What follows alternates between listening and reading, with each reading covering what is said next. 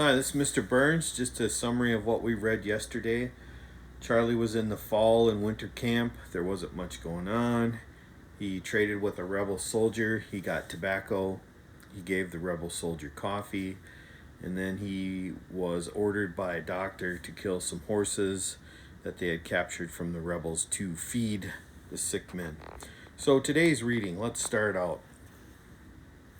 Charlie stomped around at first, still angry over slaughtering the horses. But it was a fine morning, so cold that the muddy roads were frozen and made for easy walking. And the troops made good time. They walked all day. Charlie thought it must have been close to 20 miles. After a while, the men were too tired and winded to talk, and there was silence. At just after 3 in the afternoon, Charlie heard the sounds of artillery booming about 2 miles off. He had a practiced ear now for the tools of combat, and he knew from the frequency of fire, a constant thunder, that there were a lot of guns, which meant a lot of targets. As his unit drew closer, he heard the rattling and the ripping sound of thousands of rifles being fired. Soon he knew he would be involved in the fighting. He checked his cartridge box as he walked, making sure his rifle was loaded and capped, and he felt the fear building. Always the fear. The men marched down a country lane in the late afternoon. At any other time, it would have been a beautiful place. Trees lined the roadway through their leaves. Though their leaves were gone, the bare branches bent over the road, creating a cover. The sun shone through and dappled the road in a light, but Charlie saw none of it. These sounds grew louder now, much louder, and the chattering of the rifles was continuous. Half a mile, he thought. It's just a half a mile to the fighting. He listened expertly while they marched. The lane ended a quarter mile ahead in a T. Some of the firing was off to the right, but most to the left. They would probably be told to move left, into the worst of the firing. For a change, Charlie was wrong. At the end of the T, they were stopped. Throw down your packs and bedrolls. Carry only your rifle, cartridges, bayonet, and canteens. Form a line of battle to the right. To the right, to the right, Sergeant yelled. The officers on horses dismounted, and with the sergeants directed the men down the road until they were stretched a quarter of a mile, and then across a rail fence and into a field of grain stubble. Always a field, Charlie thought. There's always fear and always a medal. Once out in the open, he could see more of the battle. In front of him, for the moment, there were no soldiers, rebel or Union, just a field that stretched away a quarter mile to the line of trees. There was no foliage in the trees, but even as bare as they were, he could see no rebel troops or artillery to their front. Off to their left, well away, close to a mile, an absolute inferno raged. Artillery from both sides covered the battlefield with smoke, and the din of cannon and rifle fire was constant and deafening.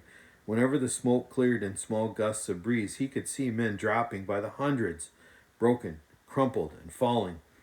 Nothing, Charlie thought as he watched the fight. Absolutely nothing could live through that, and he was grateful that it was happening to others and not him. There they are, somebody near him cried. In the trees! Charlie squinted and saw them. Not infantry this time, but assembling back in the trees were troops of cavalry, the horses jostling each other and kicking as they were pulled alongside each other. They're going to come at us. They're sending horses against us, somebody yelled. Ready on the line, ready on the line. An officer in front of them walked back and forth with a saber. Do not fire until directed, and then fire at will. On my command the first time. Front ranks, kneel. Charlie was in the second rank, and he stood while the front rank kneeled. The horses moved out of the trees, walking forward in a line. Close on 100 of them. Charlie thought, watching, they're 100, and they're going to try to ride over us. He saw the glint of sun on cavalry sabers and carbines. They were still 300 yards distant, but he could see the shine of the horse's hair and the splash of light off bridle hardware and chest straps. The horses began to walk faster, and then a trot, and then the men holding them in good line. Present arms! Officers and sergeants called, and men raised their rifles, cocking the hammers. Wait for it! Wait for it! Not yet, boys, not yet! The sergeant in the front moved back into the ranks to get out of the line of fire. Aim for the horses! When you get the command, aim low. Hit the horses to break them in. More meat for the sick, Charlie thought. and felt bad for having to kill horses. He didn't fret the men at all. They were going to kill him, and he didn't mind killing them first. But he hated shooting horses. They started to canter. 200 yards. Now, 150. Ready. 100 yards. The rebel troopers were screaming that chuttering, high-pitched rebel yell, and the horses were full out eating the distance. 50 yards. I could hit them with a chuck corn cob, thought Charlie. Spit flying out of the horses' mouths. Hooves rumbling against the frozen ground. We'll never stop them, Charlie thought. No way, no way, no way. In Hades, can we stop them? Fire! At no more than 30 yards, over 600 men fired in a volley at 100 charging horses. The result was devastating. Charlie held high and took a trooper full in the chest, but most of the other men held on the horses, and not one animal came through unhit. In a great cloud they went down, somersaulting, rolling over their troopers on their backs, breaking themselves and the men, and the screams of the wounded horses hit by soft, large caliber expanding bullets, horses with heads blown open, horses with jaws shot away, horses with eyes shot out or with intestines tangling in their hooves, horses torn and dying, screamed louder than 1,000, louder than 1,000,000 men. Reload and fire at will. Charlie automatically loaded and raised and fired, but there were very few targets. Those horses back on their feet were quickly shot down, and any man who stood was hit 10, 20 times. Cease fire! Cease fire! Silence, except for the screaming horses and the groaning of wounded men. Charlie reloaded, capped his rifle, and kneeled, resting. He was thirsty, and he took a sip from his canteen. He did not look at the horses stumbling and kicking and falling. What was it that?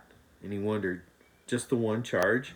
It was nearly dark now, a soft dusk, and he looked to the rear to see where they might camp for the night and get fires going for coffee and heat. He loved coffee, though it tore his guts and gave him a constant stomach ache.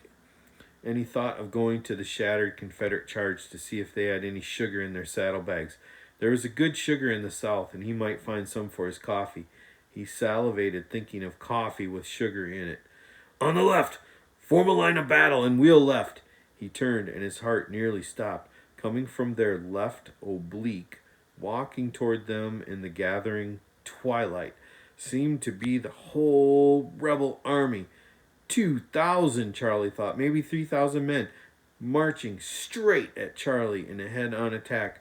Range 400, screamed the sergeant.